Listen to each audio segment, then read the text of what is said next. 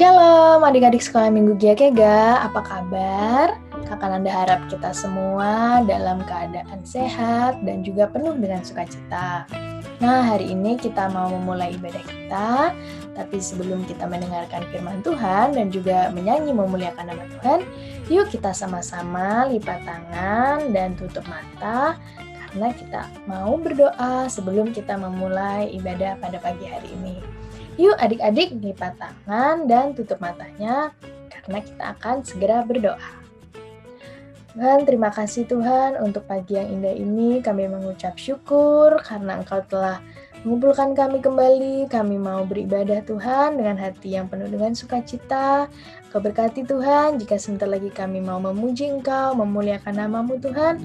Engkau berikan hati kami yang semangat memuji Tuhan, hati kami yang rindu untuk menyenangkan hati Tuhan. Jika sebentar lagi kami juga akan mendengarkan firman Tuhan, kiranya Engkau yang berkati agar kami semua dapat duduk diam, mendengarkan cerita firman Tuhan dengan baik, dan kami juga dapat menjadi anak-anak-Mu yang melakukan firman Tuhan. Terima kasih Tuhan, hanya di dalam nama-Mu kami telah berdoa dan mengucap syukur. Haleluya, amin.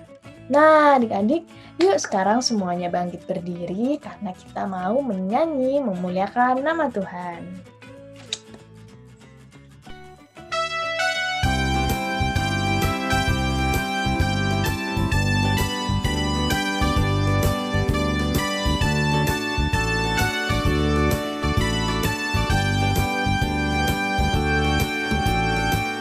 Tiada berkesudahan kasih setiamu Tuhan, selalu berrahmat-Mu bagiku. Hari berganti hari, tetap kulihat kasih-Mu, tak pernah berakhir di hidupku. Tuhan Yesus baik, sungguh amat baik, untuk selama-lamanya. Tuhan Yesus baik.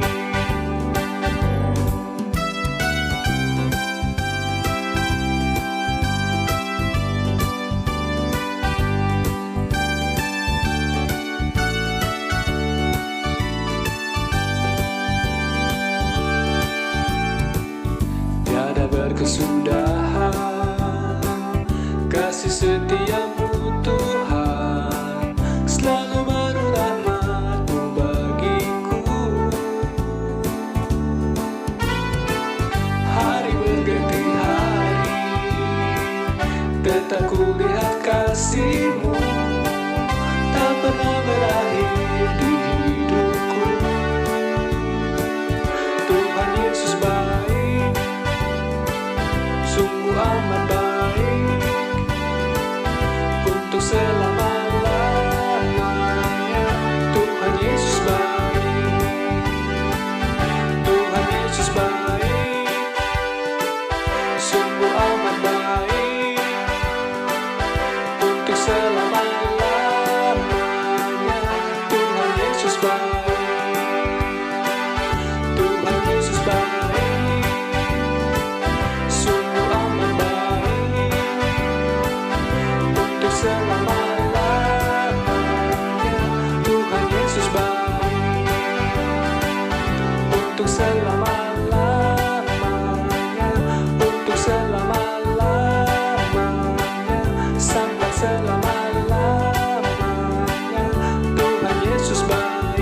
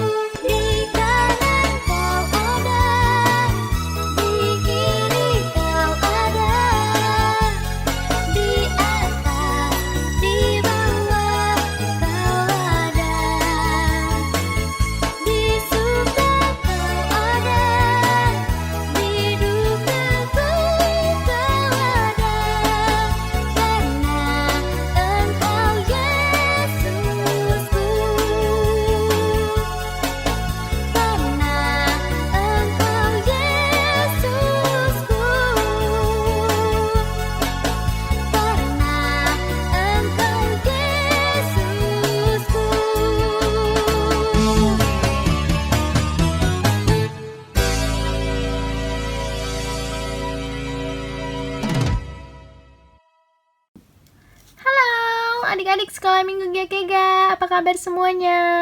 Frogi senang sekali hari ini bisa kembali bercerita firman Tuhan untuk adik-adik semuanya. Tadi kita semua sudah bernyanyi memuji Tuhan dengan luar biasa, dan sekarang kita mau mendengarkan firman Tuhan. Yuk adik-adik semua duduk yang manis, gak boleh lari-lari ke sana kemari ya, karena kita mau mendengarkan cerita firman Tuhan dengan sikap yang baik. Karena Tuhan Yesus gak suka kalau kita lagi mendengarkan cerita lalu kita ngobrol sendiri, malah makan lagi, gak boleh ya. Nah, sekarang Frogi mau tanya, adik-adik siapa yang ingat cerita minggu lalu? Ada yang ingat? Cerita tentang siapa? Ayo.